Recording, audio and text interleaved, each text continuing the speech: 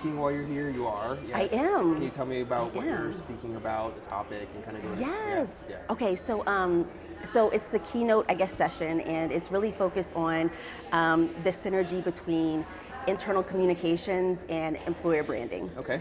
And specifically as it relates to talent attraction. Okay. And for me, I actually oversee people and DEIB as well as internal communications. So Okay. it's been an interesting change for me because I've been able to have a more holistic view of what's going on, having someone on internal communications under me, and just being able to plan and anticipate what the organization is doing, making sure we have one consistent voice internally and externally. I think a lot of people sleep on the value of internal communications being mixed with branding and potentially being under people. And can you help me understand the relationship between those things, like and maybe the value as well? Sure. So the value, I think, it's a couple of things. You know, when you think about employer branding, you think about this is how this organization is going to present itself internally and externally, right? So there has to be consistency with how you're showing up internally and externally, and you have to make sure it's authentic. What you don't want is you display yourself and you show up in a way that's not true to what's happening within the organization. And so by having all like these components all together, it helps us create a more consistent version of us as an organization, because branding is like, this is how we're showing up externally. This is our EVP, or how we're attracting talent. And then internally, internal comms can synergize with them and say, okay, let me make sure how I'm writing and how I'm communicating within the organization is consistent with this.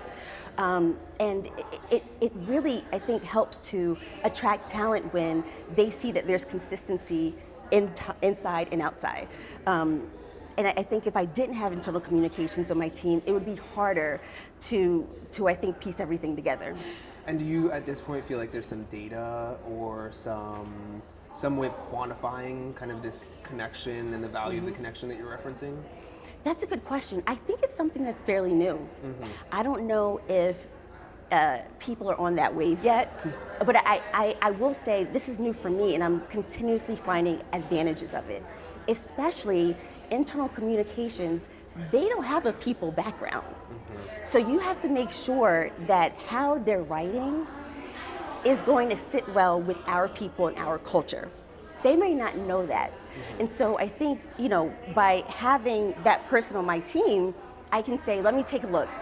Okay, maybe we need to tweak this. Some people would, we take this like this because this is how our culture is. So it just, it's so seamless. It's seamless, yeah. And you think back about the last year, we didn't speak last year, but I was here last year talking to some people, and it's been a year. Yeah. Can you tell me about your year? What were some of the maybe highlights and lowlights, the big challenges that you faced in your role or at your organization that stand out to you? So there's a couple of things that come to mind with that. So within my current organization, I was really the first HR people leader. So there wasn't really anyone at a senior level that could drive any type of strategy at that time. So for me, last year was all about building the foundation of the organization from a people perspective, making sure that we are in a place so that we can easily scale and optimize over the next coming years. So everything from an employee handbook to I introduced compensation bands. I introduced our first performance management cycle. I introduced mental health reset days. Provided a mental health toolkit. So it's been interesting because not only have I been able to focus on the foundational items, but I've been able to enhance it by the things I'm passionate about and the type of culture I want to have and the type of culture I think people will thrive in. And so I think I hope that I've made the organization a lot more human, and I've created hopefully a culture where people feel comfortable being themselves, and that's really important to me. I would say something else interesting over last year is DEIB. That is, it always ebbs and flows, right? And going back, 2020 with the unfortunate situation with George Floyd, it was unfortunate that it took that, right, for people to truly care and focus on that. But at that time it was, everyone has to have, a CDO, everyone has to have, a diversity, equity, inclusion function. And so there's this uptick, right? And then, last year, there started to be a slow decline. And with the economy being what it is, the first roles to go are, guess what? The DEIB roles. And oftentimes, the DEIB function is the last to get any type of resources. And so for me, overseeing DEIB, and when I say overseeing, building the function is what I mean. I had my set of challenges. I coming into an organization where that wasn't a focal point, and trying to convince or influence or educate people why it's important, it's tough because I can't expect other people to care as much as I care, and I have to meet people where they are, right? And I think the other part of that is, how do I move the needle forward and be patient with the process? I think a lot of times in DEIB, it's like, okay, I gotta do this, but it takes years. It takes years to really build a culture that's, diverse, and you have an environment that's inclusive. You're practicing equity. It takes a while, and so, there were things that, I did last year that I think did move the needle. Creating the function, creating a DEIB statement. I held a couple of DEIB town halls, and then it was, okay, now we got to start. And so that was, I do find that it's challenging because I personally want people to authentically care and to authentically see the value in that. My job is partially to influence them, to educate them that this is important. I think the flip side of that is, if I'm influencing you, is it authentic, or are you just doing it because it's a check the box, right? So it's like I'm constantly competing against, it just kind of hamster wheel sometimes. So you introduced this at your organization last year. Yeah.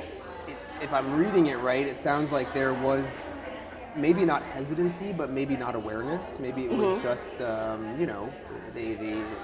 leadership wasn't there yet. Right. How did you approach introducing it? What was, I don't mean to minimize the concept, but what was the pitch? Yeah, so one of the first things I did when I started the organization was I met with every employee and I went on a listening tour. I did that for a couple of reasons, but related to this, it was understanding how people feel within the organization, what our gaps are, and what they want to see more. Probably 50% of the people that I spoke to said, I want to see more diversity here. I want to see, ways that this organization is making me feel more comfortable. So taking that and baking that into what I feel an organization should be doing, I brought that to my CEO and said, I have to do this because I'm a Black woman and I know what it means to not be included, right? And it's tough. It took, for me to get where I am, you will not believe the battles that I've had to go through. I'm sure it wouldn't. So, as a CEO, he actually really understood. He's very supportive, but he wanted to make sure, how is that going to impact the bottom line, right? And that's really one of the value points in DEIB is it's going to increase the value because we have more diverse perspectives, right? It's going to increase the value because it allows us to be more innovative. It's going to increase the value because you're going to attract talent that looks like or doesn't look like who's already in here because they say, they may make me feel like I belong, So that's really, what the value proposition was for the CEO. So I had his support and just kind of, put that out there. We spoke earlier before we sat down, and also as we've been chatting, you referenced mental health a few times. I'm curious to get your thoughts on mental health in terms of the workplace in 2024, maybe your own personal experience with it, maybe your organization.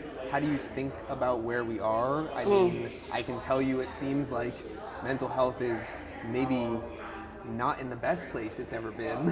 I think a lot of people are challenged with the complexity of the world today, maybe a lot of other things as well. I'm curious your thoughts on it, given your role and your position in the organization.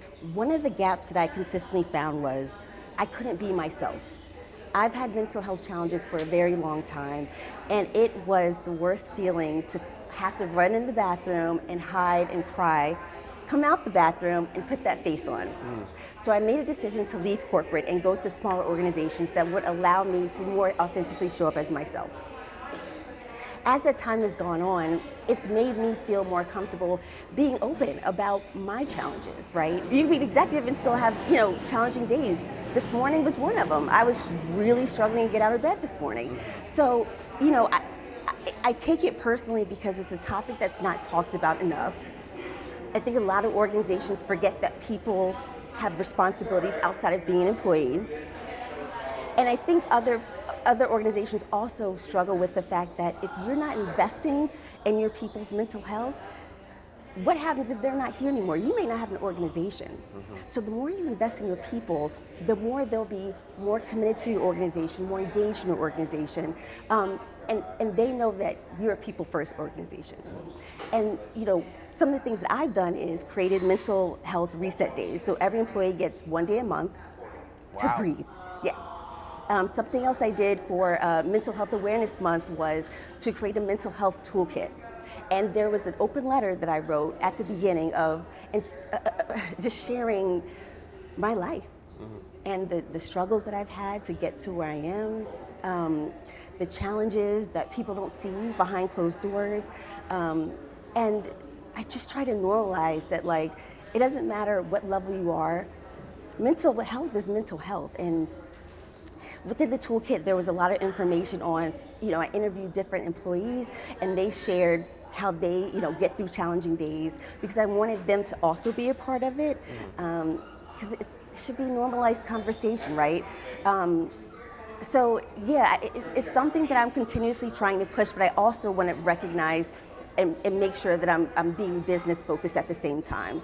And I think sometimes it can get really difficult for people to see that you can do both, right? You can invest in people's mental health, and you can also tie that to moving the business forward, because if they're okay, the business will be okay. Absolutely. I don't know, I could be wrong, but I think in my experience when people are authentic and they're vulnerable, generally people around them see that as a strength more than a weakness, and it tends to make a group of people stronger as well, organization, community, whatever it might be. So, It's so true. Yeah. As you look ahead to this year, so last year it sounds like it was a foundation laying year. What's 2024? Optimization. Okay. So, like you said, we've laid the groundwork, and now we can focus on that next tier of how do we optimize our recruiting? How do we make DEIB more into our recruiting? How do we, build employee frameworks that allow people to be recognized on an ongoing basis? My roadmap is, a mix of learning and development, talent attraction, operations, and DEIB, and just continuing to move those things forward, right? So there's lots of things in my roadmap, up-leveling managers, for example, continuing to create playbooks for our organization.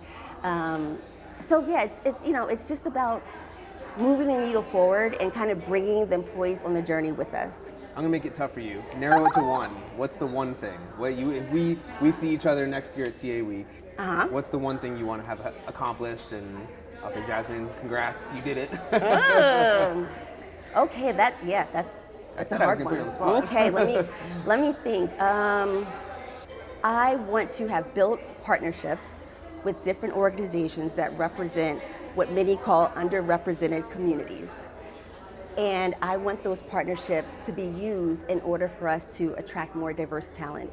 One thing that's interesting is in the tech industry, and this is something I'm learning, specifically in MSPs, the majority of the people are typically white men, and that's okay, right? But how do we make sure that other people also have that same opportunity? And I do think that by me focusing on that this year, it will give so many people an opportunity to learn new skills and come in and show what they've got, and also, again, capitalize on inclusivity. You can't practice inclusivity if you don't have the diverse people, right? So when you see me next year, I'm going to say, we've built partnerships with 3 organizations, and we're actively using them for our recruiting. I love it. Well, we've got it on record, so we'll be able to rewind and see I'm it. confident with that. Awesome. Well, Jasmine, good luck on your talk tomorrow. I'm sure you're going to do great. I'll see you around the conference. Thank you so much. Thank you.